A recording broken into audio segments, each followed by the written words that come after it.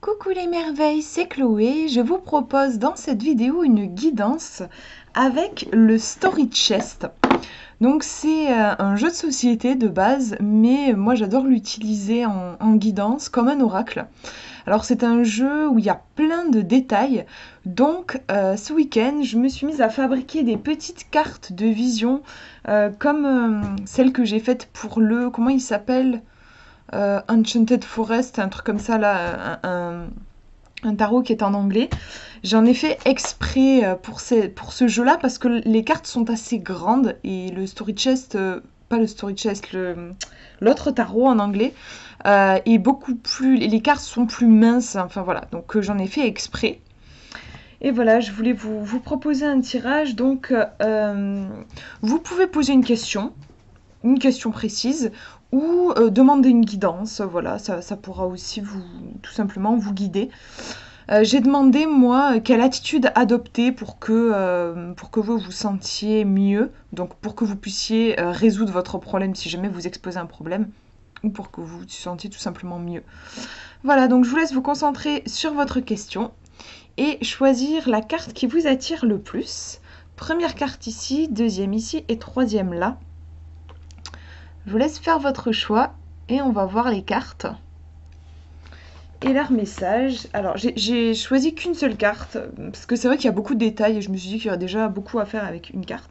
Donc si vous avez choisi la première, je vous fais une mise au point pour que la carte soit bien claire. Voilà, donc on est dans les nuages, on a des bateaux volants. Donc ça peut faire penser un peu à... Moi ça me fait penser au bateau de Peter Pan qui à la fin vole dans les nuages. Alors, je vous disais, on a plein de détails.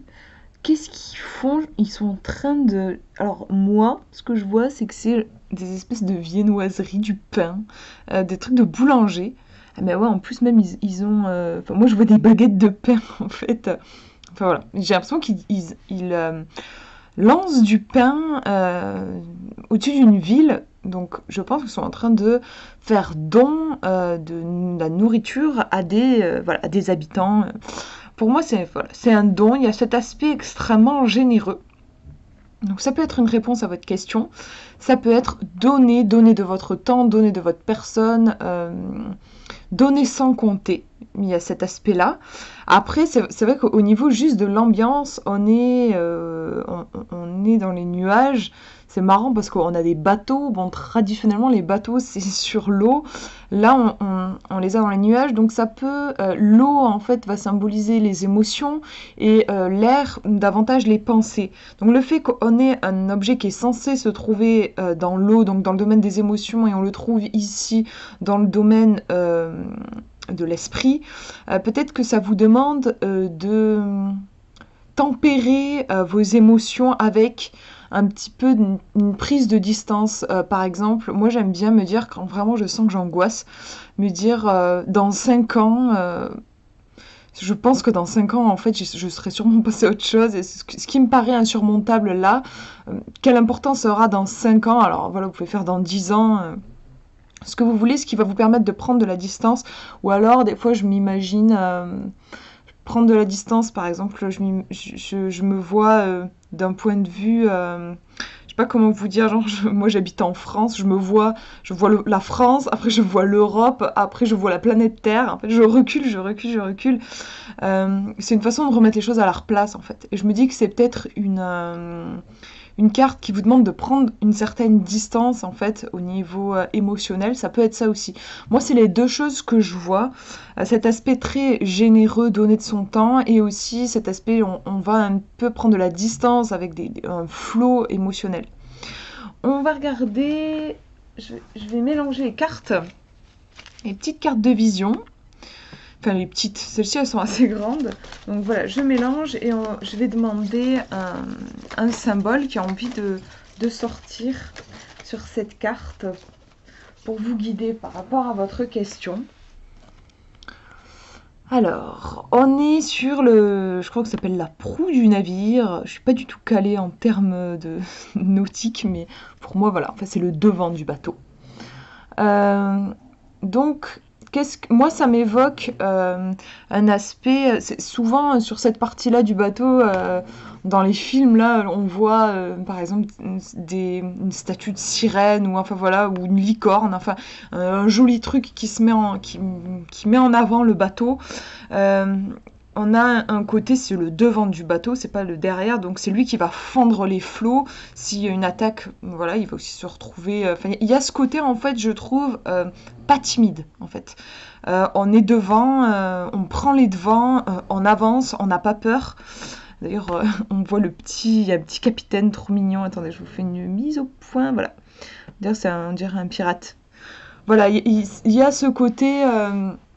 Ça appuie sur le côté n'ayez pas peur et avancez. C'est vrai qu'on est pas sur une carte timide entre guillemets, c'est-à-dire que les bateaux, pour moi les personnages principaux entre guillemets ce sont les bateaux et ne sont pas du tout cachés, camouflés par quoi que ce soit, on les voit de façon évidente, on a quelque chose qui est dégagé, même si on a des nuages, les nuages restent en arrière-plan, on voit bien la ville, on voit tout, on n'est pas par exemple dans une forêt avec des choses cachées derrière les buissons ou dans l'eau avec des choses cachées sous les flots, on a quelque chose d'apparent et ça peut vous conseiller aussi cette attitude honnête et transparente de dire les choses, d'avancer, voilà, plutôt que d'être timide, rester dans son coin, ne pas oser dire certaines choses, garder certaines choses sous silence. Vous voyez, je pense que ça conseille plus un comportement assez clair, limpide, quoi. Et oser avancer et pourquoi pas même se mettre au premier plan si c'est nécessaire. Donc voilà, moi je vous ai donné là plusieurs pistes, après je vous laisse faire votre choix par rapport à ce que je vous ai dit et aussi même par rapport à vous, comment ça vous parle. En tout cas, je vois pas de mise en garde particulière, de choses particulièrement compliquées par rapport à votre question. Du coup, si vous avez posé une question précise, je pense qu'il n'y a pas de réel obstacle en fait. Je vois pas de réel obstacle ici. Voilà pour cette première carte. Je vous montre le deuxième tirage, deuxième carte. Alors ici, on a quelque chose de très passionné. Ça envoie au niveau de l'énergie. C'est impressionnant, je trouve. On est en pleine course-poursuite, là, avec on a un cheval lancé au galop avec une créature féerique. On pourrait penser que, je sais pas, moi j'avais envie de dire que c'était une elfe. Alors, ça me fait penser au Seigneur des Anneaux, en fait, avec Arwen qui se fait poursuivre par les Nazgûl. Ça me fait penser à ça.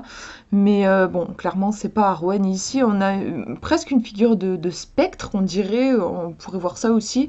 Ou une créature de lumière. En tout cas, on peut penser que c'est une créature bienfaitrice, sympathique. Bon, derrière, il a l'air moins sympa avec la couleur noire et le noir aussi qu'on voit derrière, alors qu'elle, elle est entourée de lumière, à l'inverse. On a vraiment un côté tout blanc et tout noir derrière. Et puis voilà, on a cette impression de vitesse avec le cheval qui est penché sur le côté. Sur le coup, je croyais, mais en fait, c'est l'être féerique ici, mais je croyais que c'était des éclats, comme s'il était en train de galoper dans l'eau et qu'il y avait des éclats comment dire, des éclaboussures en fait. Voilà, on voit c'est comme des petites projections, enfin on a vraiment une impression de grande vitesse. La créature ici, elle est en train de regarder en arrière. Je pense que voilà, pour s'assurer que la personne qui la poursuit n'est pas trop proche. Le cheval, lui, il est hyper concentré, il trace droit devant, il fait son boulot, quoi.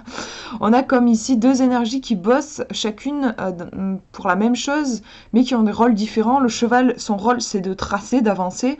La créature, peut-être qu'elle se met un petit peu en arrière parce qu'elle a peut-être éventuellement une épée, je me dis, et elle a la faculté de se battre. Donc on a ici deux rôles différents, un qui va assurer la vitesse et l'autre la défense. Qu'est-ce que je peux dire d'autre? Bon, au niveau du terrain, c'est vrai qu'on a quelque chose d'assez rocailleux. Je me dis si elle se casse la figure, elle va se faire mal. Et c'est vrai, il n'y a pas quelque chose de. On voit le sol est craquelé. On n'est pas sur une course-poursuite pour le coup dans les bois ou dans une prairie verdoyante. Hein. On a une sorte d'épreuve ici.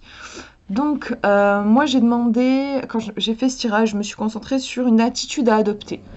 Donc là, on vous dit ici, c'est la meilleure attitude à adopter par rapport à votre question. Donc, il y a vraiment un côté être dans le feu de l'action. Il ne s'agit pas, je pense, de se reposer, d'être statique, de ne pas bouger. Au contraire, il y a vraiment... il y a des moments comme ça dans la vie où c'est comme si la vitesse s'accélérait, enfin comme si... La vitesse s'accélérait, c'est un peu bizarre comme phrase. Comme si le temps s'accélérait. Il y a quelque chose qui va vite d'un coup et il y a dans ces moments-là, faut pas se poser de questions, faut juste y aller. Ça peut faire référence à ça par rapport à votre question. Après, on a clairement la notion de une course-poursuite, donc comme un adversaire, quelque chose de pas très cool qui nous suit.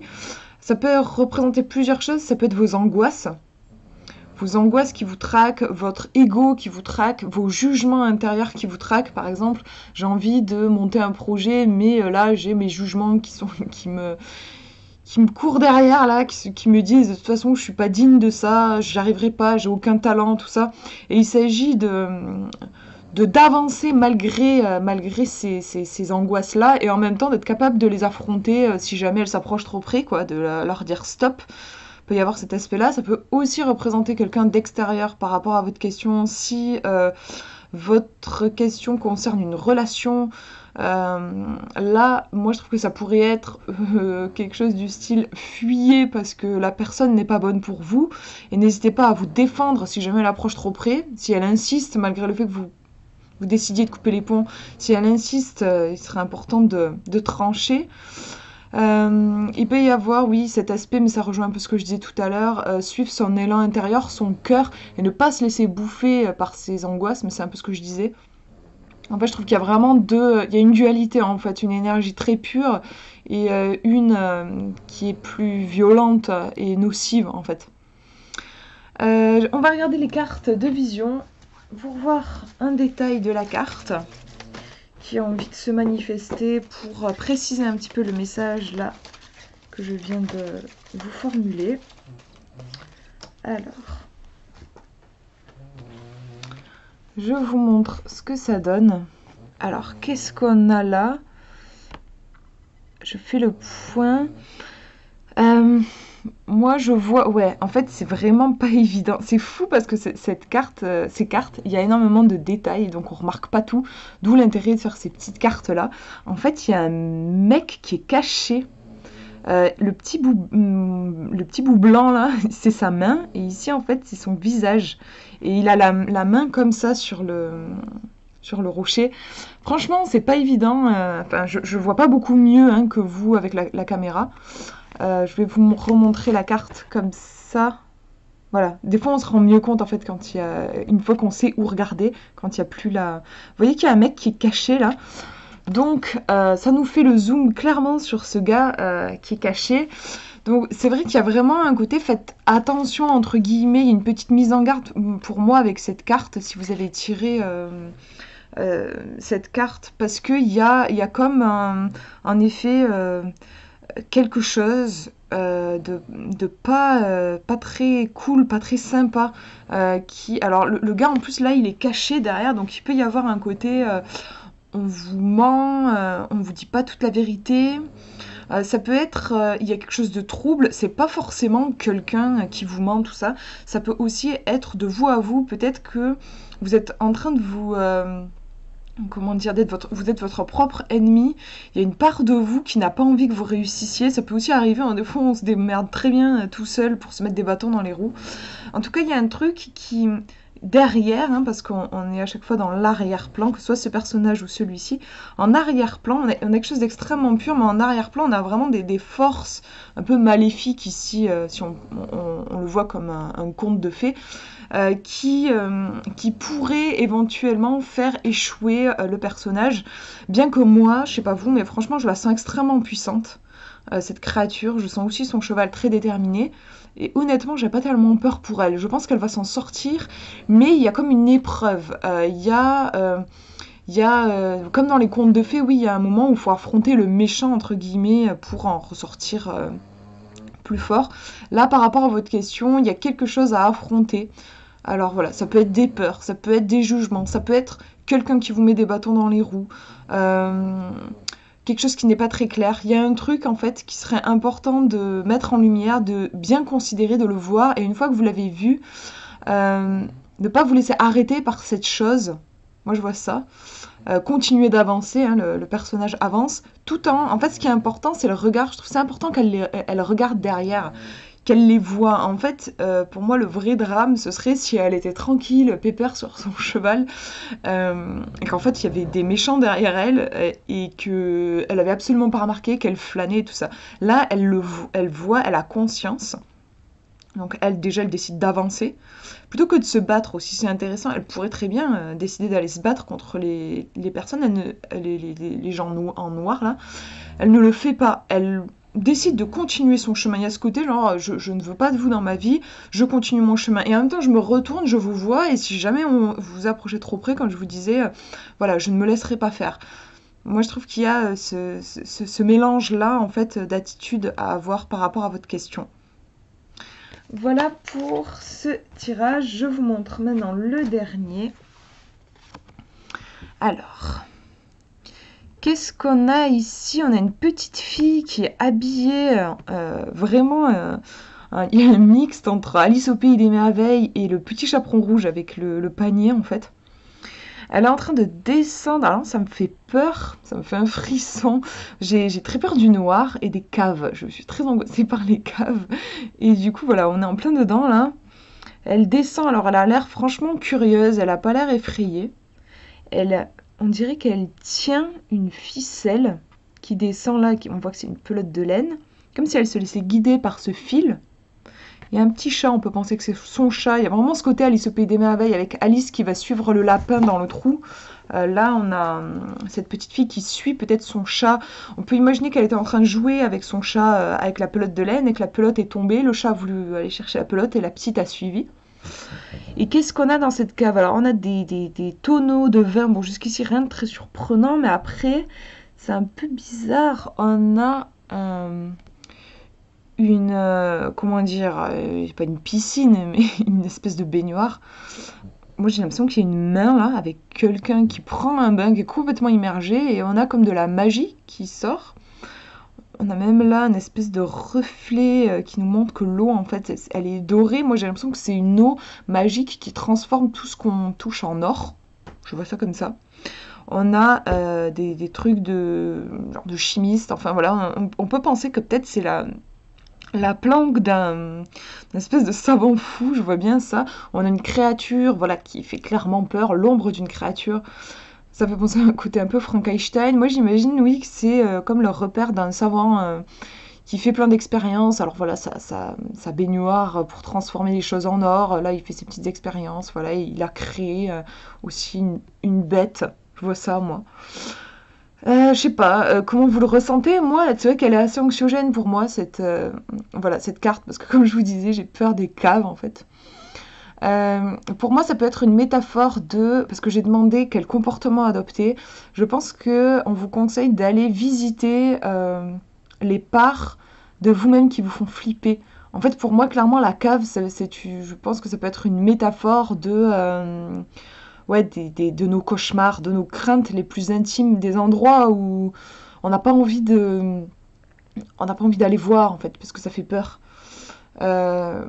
Voilà, je pense qu'on a tous enfin, voilà, ce truc-là. Il y a des endroits où on n'a pas envie d'aller voir, tout simplement. Et je pense que ici, ça nous conseille de dépasser cette crainte, parce que franchement, en fait, elle n'a pas l'air tellement flippée, la petite. D'avoir cette attitude curieuse, genre, je vais aller voir et je vais découvrir toutes ces choses peut-être un peu bizarres, un peu parfois effrayantes, parfois ça peut presque faire rêver, parfois on se demande un peu ce que c'est, qu'est-ce qu'il y a dans ces fioles. En tout cas, il y a quelque chose à aller explorer peut-être avant de passer à l'action.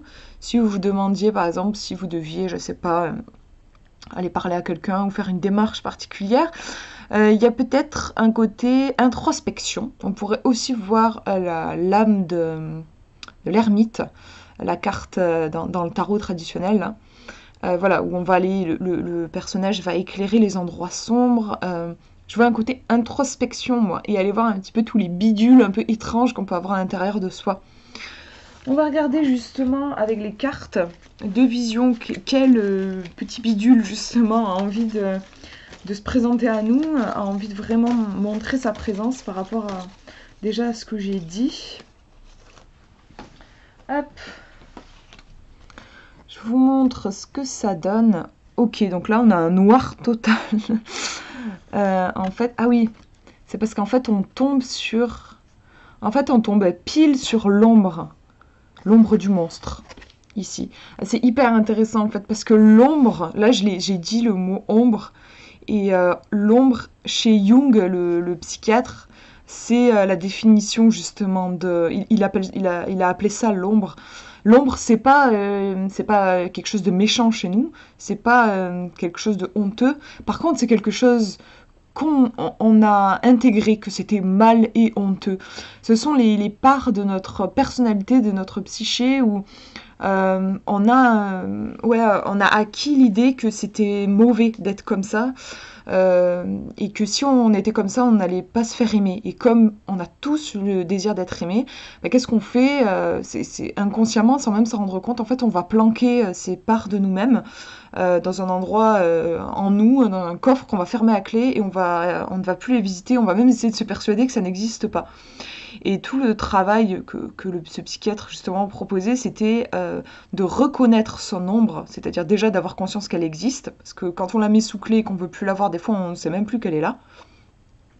Donc la reconnaître, savoir quelle est mon ombre par exemple, et de l'inclure comme une part de sa personnalité. Plutôt que d'essayer de dire alors c'est un truc moche, j'en veux pas, essayer de l'inclure en disant c'est une part de moi qui est mal aimée, qui a été mal aimée par mes parents, qui a été mal aimée par la société. Parce qu'en fait on fait pas ça tout seul.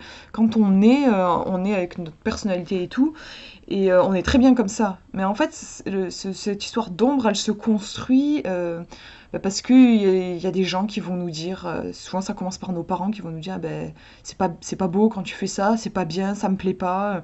Et à force de l'entendre, comme on veut être aimé, ben, voilà, on va commencer à définir ces aspects de notre personnalité comme des choses qui sont mauvaises. Et on va en avoir peur en fait. Et en faisant ça, on s'enlève notre propre pouvoir en fait. Donc voilà, là pour moi c'est une carte qui parle vraiment de ça. Par rapport à votre question, il y a votre ombre, donc dans le sens que j'ai défini là de Jung, votre ombre qui est présente de façon consciente ou inconsciente, en tout cas elle est bien là par rapport à votre question, et on vous demande de l'inclure, d'aller la voir, de la reconnaître et de l'accepter aussi. Donc c'est en effet en lien avec le travail d'introspection dont je parlais aussi et de l'ermite.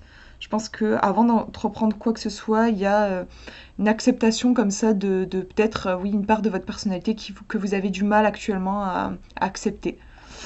Voilà pour ce tirage. J'espère que ça vous aura parlé. Moi, je vous fais de gros bisous.